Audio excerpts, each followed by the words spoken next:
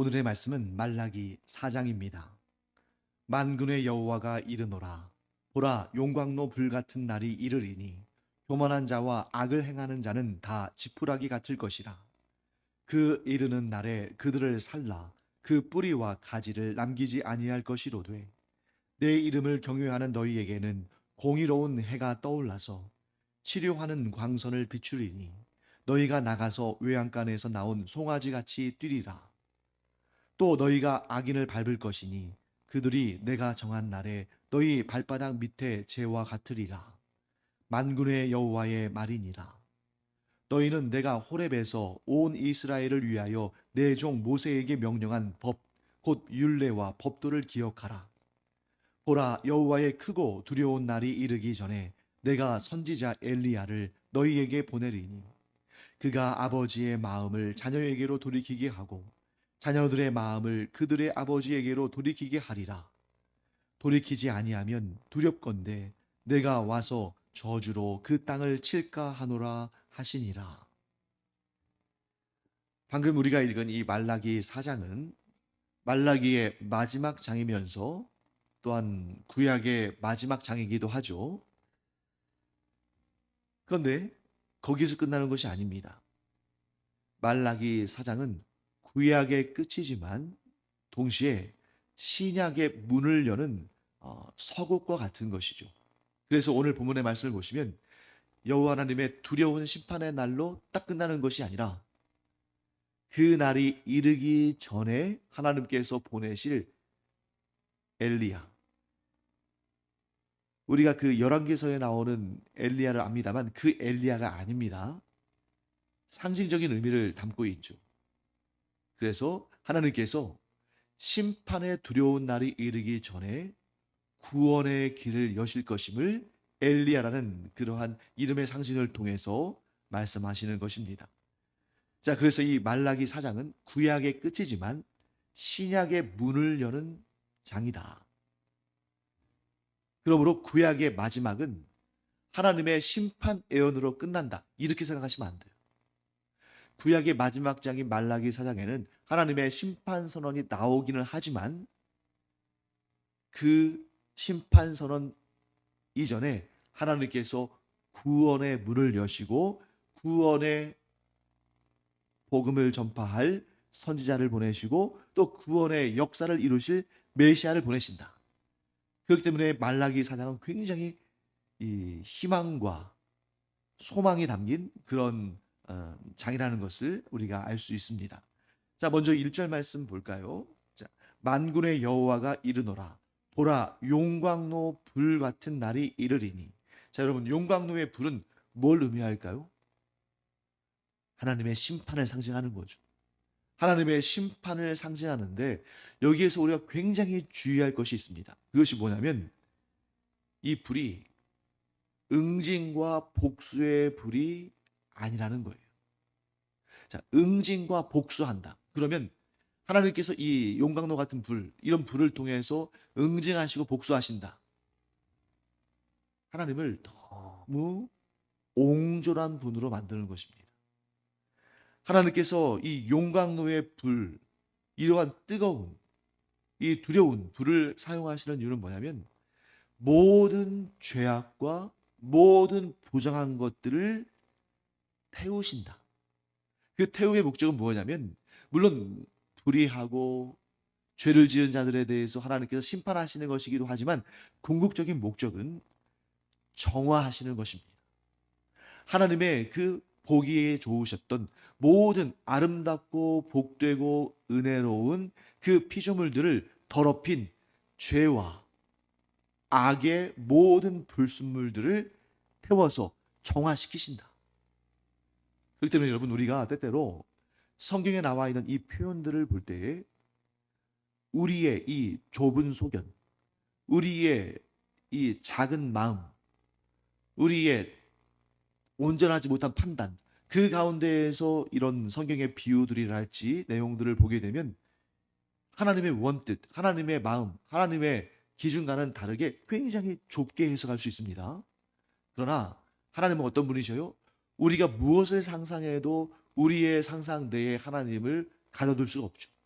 그래서 여러분, 말라기 4장에 등장하는 이 불은 단지 죄인과 악인을 징벌하기 위한 그런 심판을 위한 불로 그치는 것이 아니라, 물론 그런 심판이 포함되어 있지만 하나님의 그 아름답고 복되고 정결하고 존귀한 이 하나님의 창조 세계를 변질시키고 타락시키고 더럽게 한 그 모든 죄와 악을 불태우심으로 정화시키시는 그런 역사다 하는 것을 우리가 보게 됩니다. 자, 그때 그 불에 불사름을 당할 자들이 누굽니까? 교만한 자와 악을 행하는 자. 자, 이것도 마찬가지입니다. 교만한 자 하면 우리 딱 생각해요. 자기 자랑하고 자기 잘난 맛에 살고 다른 사람들을 눈 아래로 내려보고 그런 사람이 딱 떠오르잖아요. 그런데 교만은 무엇으로부터 비롯됩니까? 하나님을 주인 삼지 않음으로부터 비롯되는 거죠. 주인이 아닌 사람이 자기가 마치 주인인 것처럼 행사하는 것, 그것이 교만 중에 교만 아닙니까?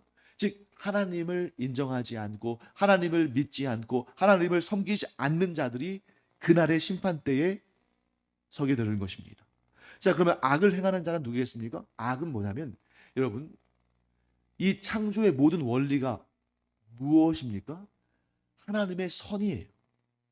그런데 하나님의 선을 싫어하고 하나님의 선이 아닌 다른 것들을 선이라고 하는 것이 바로 악입니다.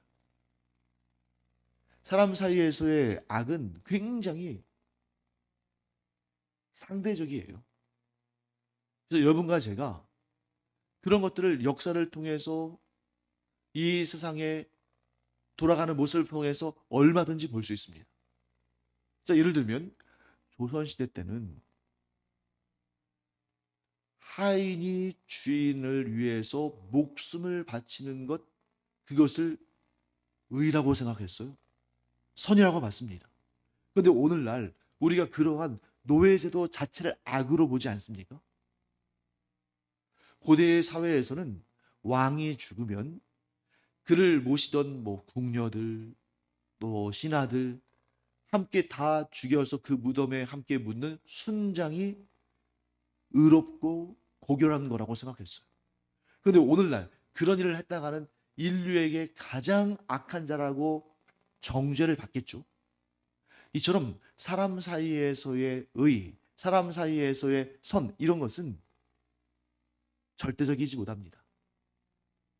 오늘 본문의 말씀에서 악을 행하는 자, 하나님의 심판을 받을 악을 행하는 자는 어떤 자들입니까? 선하신 하나님을 악하다 하며 하나님의 의로운 일들을 부정하며 하나님을 대적하는 것을 말하는 거죠. 즉 하나님을 인정하지 않고 하나님을 대적하는 자들, 하나님을 주인 삼지 않고 자기 스스로 주인이 되어서 모든 진리의 잣대를 자기가 가지고 있는 것처럼 그렇게 생각하는 자들이 다 심판을 받을 것입니다.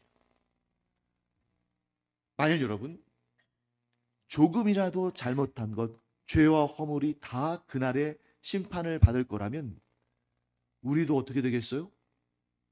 우리도 그날의 심판에 던져질 수밖에 없죠. 그런데 우리는 어떤 존재입니까? 우리는 하나님을 믿기에, 하나님을 인정하고 하나님을 믿고 하나님을 소망하며 또한 하나님을 신뢰하기 까닭에 하나님께서 우리의 모든 죄값을 대신 갚으시고 우리를 구원하시겠다고 보내신 예수 그리스도를 구주로 영접한 거 아닙니까? 그러므로 그날에 구원받을 자는 어떤 사람들입니까? 하나님을 인정하고 하나님을 믿으며 하나님을 의지하고 하나님께서 보내신 예수 그리스도, 우리의 구원자 메시아를 따르는 자들, 이들이 구원을 받는다 하는 것입니다. 그런데 그때 그 최후의 심판의 날에 하나님께서 그렇게 하나님을 인정하지도 않고 하나님을 대적하는 그들을 불살르시는데 그 뿌리와 가지를 남기지 아니할 것이다. 여러분, 인류의 역사 가운데 특히 우리가 성경을 읽어보면 하나님께서 이 불의한 자들에 대해서 심판하신 내용들이 종종 등장합니다. 제일 먼저 등장하는 사건이 뭐예요? 노아의 시대에 홍수의 심판을 행하셨죠. 그 다음에 또 소돔과 고모라는 완전히 하나님께서 이 하늘로부터 내려오는 그런 불타는 그런 유황불로 심판하셨죠. 그 외에도 여러 가지, 때로는 질병으로, 때로는 기근으로, 때로는 전쟁으로 하나님께서 심판하십니다. 그런데 그때마다 하나님께서는 그 뿌리를 또 그 가지를 전부 불살라서 남기지 아니하실 정도로 심판하진 않으셨어요. 그런데 최후의 심판날은 어떻습니까? 그 악의 뿌리와 가지까지도 남기지 않고 전부 불살라 심판하십니다. 뭘 의미할까요? 그 다음에는 불의는 없다. 자, 지금 현재는 불의가 있습니까? 없습니까? 있습니다. 하나님께서 불의한 자들을 심판하기는 하시지만 그 뿌리까지, 그 가지까지 다 소멸시키지는 않으셔요. 왜 그러실까요? 바로 예수님께서 그 이유를 설명하십니다. 제자들이 이렇게 쭉 길을 가다가 한 밭을 보았습니다. 근데 그 밭에 가라지들이 많이 있는 거예요. 여러분, 가라지가 많이 있으면 이 알곡의 영양분까지 뺏어가지고 알곡이 제대로 자랄 수가 없잖아요. 그러니까 그것이 막 답답해 보이고 안타까워 보이는 제자들이 저 가라지를 다 뽑아버릴까요? 그랬더니 예수님께서 뭐라고 말씀하십니까? 가만두어라. 가라지를 뽑다가 알곡마저 뽑힐까 염려가 된다. 그러니까 아직은 하나님께서 그 가라지들을 다 뽑으시는 그런 시대는 아닙니다. 하지만 그날이 반드시 온다. 그날이 바로 최후의 심판날이고, 또 최후의 심판날, 우리 딱 최후의 심판날 생각하면 두렵고 무섭고 공포스러운 것으로만 생각하잖아요. 그런데 그날이야말로 알곡과 가라지를 가르는 날이기 때문에 하나님의 심판을 받는 불의한 자들, 곧 하나님을 인정하지도 않고 하나님의 뜻에 대적하는 자들은 불사람을 당하겠지만, 하나님을 믿고 하나님을 의지하며 하나님의 뜻을 기뻐하는 자들, 그리스도를 구주로 영접한 자들은 그날 모여져서 천국 곳간, 즉 하나님의 나라에 들어가는 영광을 얻게 된다 하는 것을 우리가 보게 됩니다. 자, 그러므로 이렇게 정리하겠습니다. 하나님의 심판은 단순한 보복이 아니다. 그것은 사람 사이에서 옹졸하고 속 좁은 사람 사이에서 하는 일이고, 하나님의 심판은 보복이 아니라 새 창조를 위한 정화의 작업이다. 그래서 이 새 창조, 새 하늘과 새 땅의 창조, 그리고 그날의 그 정화 이후에는 어떤 악도, 어떤 불의도 존재하지 않는 시대가 된다. 그것이 바로 천국이다 하는 것을 우리가 보게 됩니다. 그래서 여러분, 우리가 천국을 이루며 산다는 말을 자주 하잖아요. 아직 우리가 천국에 올라간 건 아닙니다. 그렇기 때문에 뭐 이렇게 요즘처럼 독감이 유행할 때는 독감도 걸리기도 하고, 또 때때로 어디가 아프기도 하고, 또 아직 천국에 들어가지 않은, 아직은 완전히 영화 단계에 들어간 상태가 아니기 때문에 여전히 우리에게 죄와 허물이 있고 그렇습니다만, 우리가 이 땅을 살면서도 천국을 경험하려면 딱 한 가지만 하면 됩니다. 그것이 무엇입니까? 죄에 대해서 불같이 단호한 거예요. 이 세상을 살면서도 죄에 대해서 불같이 단호하면 그 사람은 천국을 맛보며 사는데, 이 세상을 살아가면서 죄와 벗삼거나 혹은 죄에 떠밀려 살거나 혹은 죄의 발을 딛고 그 발을 거두지 않는다면 구원받은 인생이지만 지옥의 고통을 경험할 수밖에 없는 것이죠. 사랑하는 성도 여러분, 우리가 오늘 이 본문의 말씀을 통해서 깨닫기를 바랍니다. 천국은 죄가 없는 곳이다. 그 천국을 완성하시기 위해 하나님께서 모든 죄를 도말하신다. 우리가 이 죄 많은 세상, 아직은 천국에 올라가지 못한 이 세상을 우리가 살아갈 때에도 천국을 경험하며 살려면 죄에 대해서 불같이 단호해야 된다 하는 것을 우리가 기억하기 바랍니다. 자, 그 다음에 2절 말씀 보실까요? 아주 유명한 말씀이죠. 우리 2절 함께 읽어보겠습니다. 내 이름을 경외하는 너희에게는 공의로운 해가 떠올라서 치료하는 광선을 비추리니 너희가 나가서 외양간에서 나온 송아지같이 뛰리라. 자, 어떤 과학자는 이 본문에서 인사이트를 얻어서 그 원적외선 또 근적외선 하는 그런 즉 빛으로 치료하는 치료법을 개발한 그런 과학자들, 그런 의료 회사들이 있습니다. 참 참 은혜로운 그러한 결과죠. 하지만 이 본문에서 말씀하시는 이 치료하는 광선은 단지 그렇게 육체의 질병을 치료하는 그러한 빛의 효능을 말씀하는 것이 아니죠. 여기에서 말씀하는 치료하는 광선은 일부분의 치료가 아니라 온전한 치료. 예를 들면 육체도 회복시키지만 마음도, 영혼도, 사람 사이의 관계도, 하나님과의 관계도 모든 것을 치료하는 광선인 거예요. 그러므로 여기에서 공의로운 해가 떠올라서 치료하는 광선을 비춘다 할 때 이 공의로운 해에 해당하는 분이 누굽니까? 예수 그리스도이신 거예요. 그래서 예수님께서 치료하는 광선을 비추시는 분이라는 것을 드러내시기 위해서 공생의 활동 기간 동안에 예표를 보여주셨습니다. 그 예표가 뭘까요? 수많은 병자들을 고쳐주시고 수많은 귀신 들린 사람들을 귀신을 쫓아내시고 그들을 도우셨어요. 뿐만 아니라 나사로와 같은 경우는 예수님께서 죽은 지 나흘이나 지났는데도 그를 살리셨죠. 그런데 여러분, 제가 방금 전에 표현한 그 표현을 여러분들이 기억하실 겁니다. 그것은 무엇이었다? 예표였다.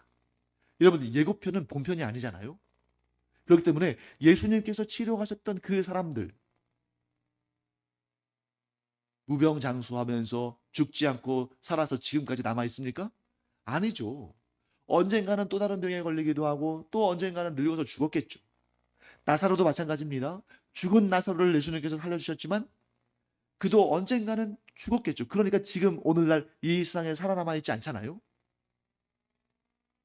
이런 것처럼 예수님께서 이 땅에 오신 것은 예수님께서 어떤 사역을 이루실 것인지를 보여주시기 위한 것인데 예수님께서 공의로운 해와 같이 치료하는 광선을 비추시는 분이라는 것을 그러한 사역들을 통해서 예표하시고 이것을 언제 완성하실까요?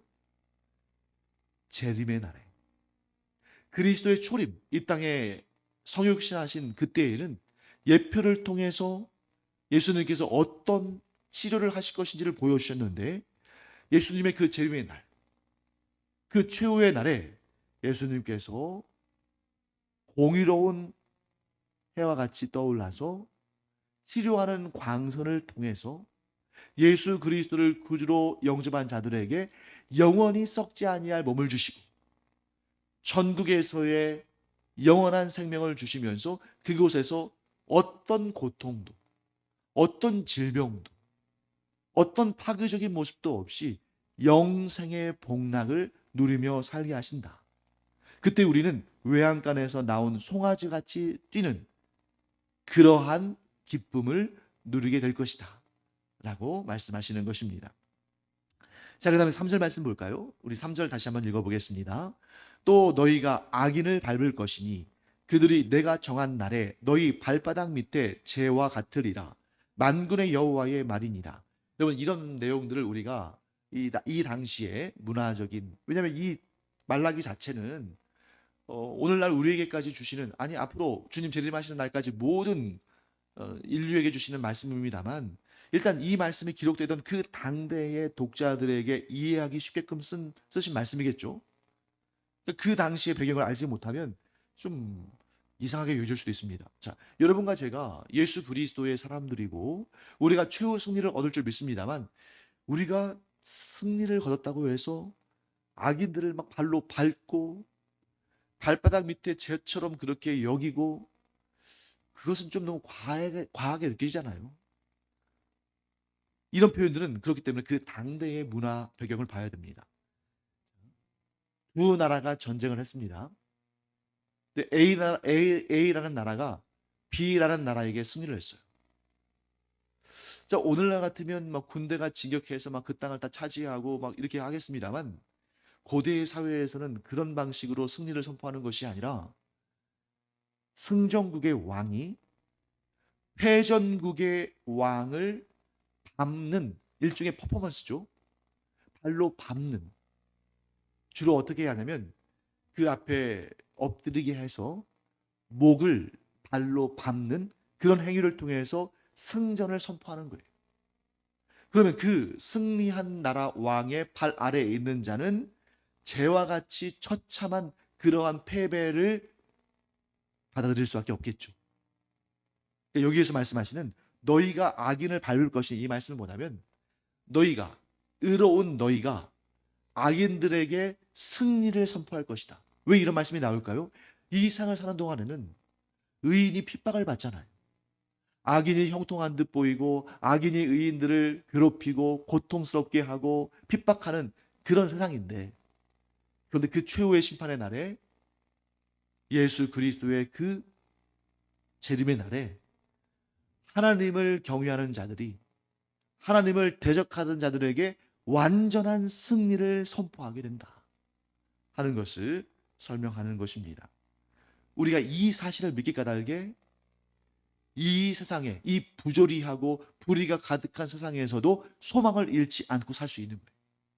만일 우리에게 이와 같은 확신이 없다면, 하나님의 약속이 없다면, 우리도 어떻게 해서든지 간에 불의한 방법을 사용하든 거짓말을 하든 사기를 치든 어떻게 해서든지 간에 이 세상에서 내 목숨 건지기 위해서, 또 잘 먹고 잘 살기 위해서 그렇게 애써야 되지 않겠습니까? 그런데 하나님께서 확실하게 말씀하신 거예요. 그날에 의로운 자들이 악한 자들에 대해서 완전한 승리를 선포할 것이니 너희는 이 불의한 세상을 살면서 죄에 물들지 말아라. 저 악인들과 똑같이 살지 말아라. 왜? 반드시 의로운 자들이 악한 자들을 향해서 승리를 선포할 날이 올 것이기 때문이다. 사랑하는 성도 여러분, 그렇기 때문에 때때로 우리는 악인들이 우리를 공격할 때 동일한 마음으로 미워하고 정죄하고 보복하고 복수하고 싶은 그런 마음이 들 수 있죠. 하지만 그때마다 이 말씀이 우리의 마음을 지켜주는 말씀이 되는 것입니다. 반드시 주님께서 재림하시는 그날 의로운 하나님의 백성들이 하나님을 대적하는 악한 자들에게 승리를 선포할 날이 있을 터이니, 그날의 그 악한 자들은 우리 발 아래 재와 같이 처참한 상태에 이르게 될 그날이 반드시 올 것이므로 우리가 악과 벗삼지 않고 악에 물들지 않고 거룩한 삶을 살자, 이런 각오가 우리 가운데 항상 있기를 바랍니다. 이런 믿음이 있어야만 세상이 주는 핍박과 박해와 고난을 이겨낼 수 있다 하는 것을 기억하기 바랍니다. 자, 그 다음에 이제 마지막으로 4절부터 6절까지 하나님께서 말라기를 통해서 이렇게 말씀하십니다. 너희는, 4절 말씀, 내 종 모세에게 명령한 법 곧 율례와 법도를 기억하라. 5절, 보라, 여호와의 크고 두려운 날이 이르기 전에 내가 선지자 엘리야를 너희에게 보내리니. 자, 4절과 5절에 이름 둘이 등장하죠. 누구와 누굽니까? 모세와 엘리야죠. 자, 왜 하필이면 모세와 엘리야일까? 모세와 엘리야는 이 땅에 실제로 존재했던 역사적 인물이기도 합니다. 그런데 성경에서 모세와 엘리야를 이렇게 짝으로, 콕 집어서 짝으로 나타낼 때는 구약 성경을 의미하는 거예요. 구약 성경. 그래서 율법과 예언, 우리는 구약 성경을 분류할 때 모세 오경, 역사서, 성문서, 예언서 이런 식으로 분류하잖아요. 그런데 유대교인들은 구약 성경을 딱 둘로 분류합니다. 율법과 선지자. 그 율법의 대표가 누굽니까? 모세. 선지자의 대표가 누굽니까? 엘리야. 자, 그러면 왜 모세와 엘리야를 말라기 마지막 부분에서 언급하는가? 6절 때문이에요. 자, 우리 구약 성경의 마지막 장 마지막 구절, 말라기 4장 6절 함께 읽겠습니다. 그가 아버지의 마음을 자녀에게로 돌이키게 하고 자녀들의 마음을 그들의 아버지에게로 돌이키게 하리라. 돌이키지 아니하면 두렵건대 내가 와서 저주로 그 땅을 칠까 하노라 하시니라. 자, 구약 성경의 목적은 뭡니까? 더 나아가서 성경의 목적은 뭐예요? 아버지의 마음이 자녀들을 향하게 하고 자녀들의 마음이 아버지를 향하게 하는 것. 창조주이신 하나님의 마음이 피조물인 사람들을 향하게 되고 피조물인 사람들의 마음이 그 창조주인 하나님께로 다시 돌아오는 그 회복의 역사를 위해서 성경은 존재하는 것입니다. 즉 집을 나간 탕자를 부르는 것이죠. 영원한 죄와 사망의 권세 아래에서 신음하는 자들을 다시 영원한 생명과 복락의 천국 백성으로 부르시는 거죠. 그런데 그 부르심에 화답하지 않으면 어떻게 됩니까? 하나님께서 오셔서 저주로 그 땅을 치신다는 거예요. 이 일은 일어나겠습니까? 일어나지 않겠습니까? 일어나죠. 왜? 모든 사람들이 다 회개하지는 않으니까. 모든 사람들이 다 구원받지는 않으니까. 반드시 심판받을 자들이 존재한다는 것입니다. 만일 여러분 심판받을 자들이 존재하지 않고 인류의 모든 사람들이 다 예수 그리스도를 구주로 영접하고 하나님과의 언약을 회복하고 창조의 질서를 회복하고 다 구원받는다면 너무너무 좋죠. 우리는 다 그걸 원하지 않습니까? 그런데 현실적으로 그것이 안 된다는 것을 예수님께서 말씀하시죠. 뭐라고 말씀하십니까? 그날에 양과 염소를 가를 것이다. 알곡과 가라지를 가를 것이다. 이 말씀을 하시는 이유는 뭡니까? 모든 것을 아시는 예수님, 우리의 구원주이시자 심판주이신 예수님께서 그날에 심판할 대상들이 있다는 것을 말씀하시는 거죠. 그러므로 우리가 할 수 있는 최선은 무엇입니까? 이 성경에 담겨 있는 구원의 복음을 우리가 믿고 우리의 삶에서 그 말씀을 또한 전파하는 자들이 되어서 한 사람이라도 더 가라지가 아닌 알곡으로, 이리가 아닌 양으로 변화되게 이끄는 것, 그것이 우리의 사명이요 이 말라기서가 우리에게 지시하시는 말씀인 것입니다. 그래서 우리가 이제 구약 성경의 마지막 책인 말라기 마지막 본문을 마무리하면서 이렇게 결론을 맺겠습니다. 하나님은 반드시 심판하시는 분이시다. 그러나 그 심판 전에 구원의 길을 여시는 분이시다. 그리고 그 구원의 길을 예수 그리스도를 통해서 완성하셨고 이제 우리로 하여금 그 구원의 문이 열려서 온 세상의 수많은 사람들이 그 구원의 길로 들어오기를 원하신다.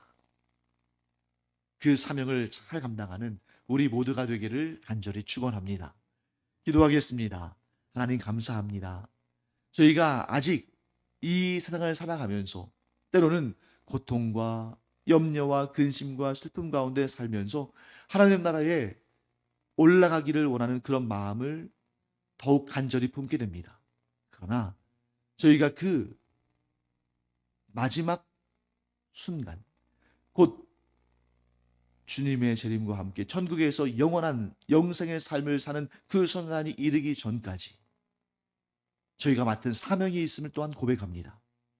저희가 스스로 복음을 믿고 복음의 삶을 살 뿐만 아니라 이 복음을 전파함으로 말미암아 이 땅에 구원받는 자들이 하나님의 두려운 심판을 받지 않고 하나님의 그 놀라운 은혜와 사랑의 구원을 받는 자들이 더 많아져가는 그러한 놀라운 사역, 그런 복된 사역에 저희들이 귀히 들려 쓰임받게 하여 주시옵소서. 이 땅에 하나님의 나라가 확장되어지기를 간절히 사모하며 예수님의 이름으로 축복하며 기도합니다. 아멘.